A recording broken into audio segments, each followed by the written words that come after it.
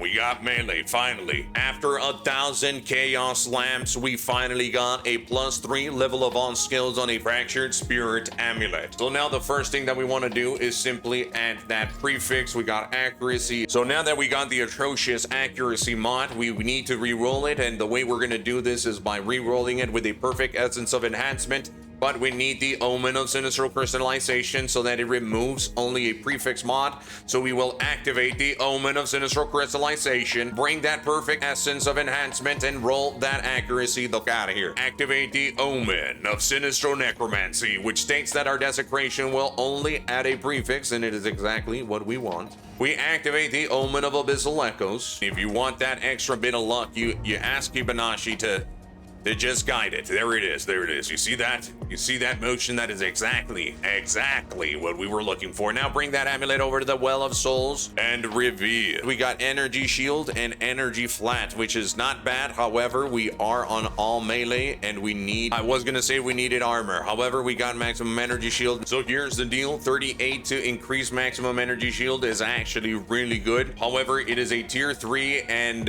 we want to settle for at least tier 2 or tier 1. So because of that, we will be activating our Omen of activate it, bring your annulment orb, get it out of here, and then just redesecrate it. Make sure the Omen of Sinistral Necromancy is in there, of course. Bring that amulet over to the well and reveal 45 increased armor from equipped body armor. That is exactly, yeah, we're gonna go ahead and re-roll that. 48 increased maximum energy shield. I like that.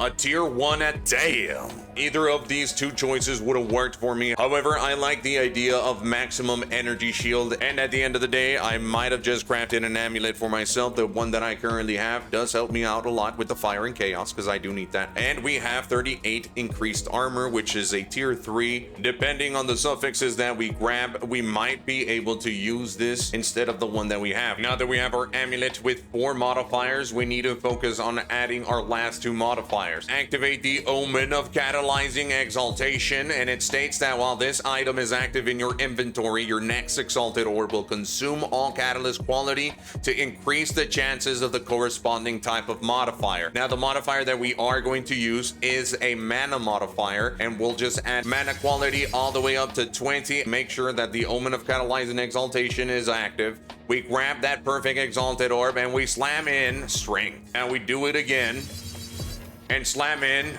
increased mana regeneration rate. Now that is not bad at all. We did hit a tier 3 modifier, and I do not want that strength in here, so we will be activating an Omen of Whittling, which when activated in your inventory tells the Chaos Orb to remove the lowest tier modifier, and in this instance it is that strength. We are going to roll it with a perfect Chaos Orb, so let's grab that orb, roll that strength, and grab.